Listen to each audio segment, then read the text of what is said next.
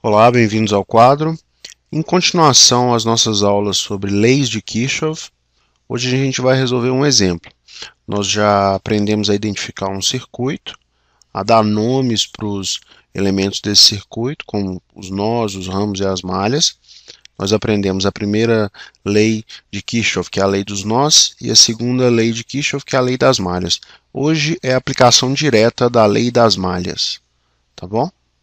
Aplicação direta da lei das malhas. Vamos lembrar disso para resolver o circuito. Por que a aplicação direta da lei das malhas?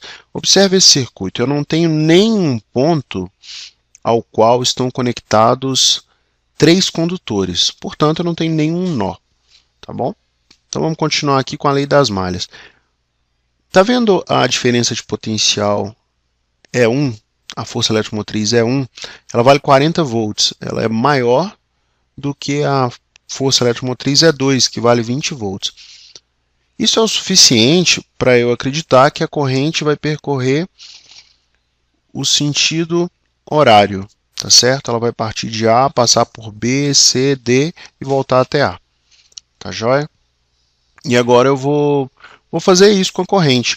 Vou escolher esse ponto A e vou percorrer o circuito nesse sentido, no sentido horário. Tá bom? Vou escolher esse sentido aqui, o sentido alfa, e vou determinar o valor dessa corrente. Então vamos partir de A. Lembrando que em A é onde eu vou adotar potencial igual a zero. Toda vez que eu adotar potencial igual a zero, eu vou representar assim, ó. Tá certo? Um fiozinho preso na Terra. O potencial aqui é zero. Então vamos começar. Do ponto A, a gente começa do zero, e agora a gente tem uma queda, um aumento de potencial. De fato, a gente tem uma queda, porque a corrente passa nesse sentido e passa por um resistor. Então, você tem menos 1 ohm vezes I, que é 1 vezes I. Então, eu tenho aqui uma queda de potencial. Chegando na força eletromotriz, eu tenho um ponto de menor potencial e um ponto de maior potencial, ou seja, um aumento de potencial. Portanto, mais 40 volts. Continuando, agora passando pelo ponto B, cheguei em mais um resistor. Resistor representa o quê? Representa queda de novo. Então, menos 4I. Está vendo que o sentido que eu percorro é o mesmo sentido da corrente? Se eu estivesse fazendo o contrário, o resultado seria o mesmo, tá certo? Mas aparecerão alguns números negativos. Enfim, pode fazer desse jeito aqui que fica bem legal. Pronto, passei pelo ponto C, cheguei na segunda força eletromotriz, que agora age como uma força contra-eletromotriz, porque eu saio de um potencial maior para um potencial menor. Então, ao invés de ser mais 20 volts, são menos 20 volts. Joia. Cheguei aqui no resistor R2, aparentemente é uma resistência interna, né? No final das contas, não muda nada na nossa análise. O que importa é que eu saí de um potencial maior para um potencial menor, tá bom? Porque o resistor representa uma queda, olha só, no sentido da corrente, ou seja, menos 2 vezes I. Por fim, vou passar pelo resistor de 3 ohms, e aqui eu também tenho uma queda, ó, um potencial positivo para um potencial menor, um potencial maior para um potencial menor, que inclusive é igual a zero, né? Então eu tenho uma queda que vale menos 3i e cheguei no ponto igual a zero. Pronto, montei uma equação do primeiro grau, agora é só resolver essa equação para achar a solução para a letra A.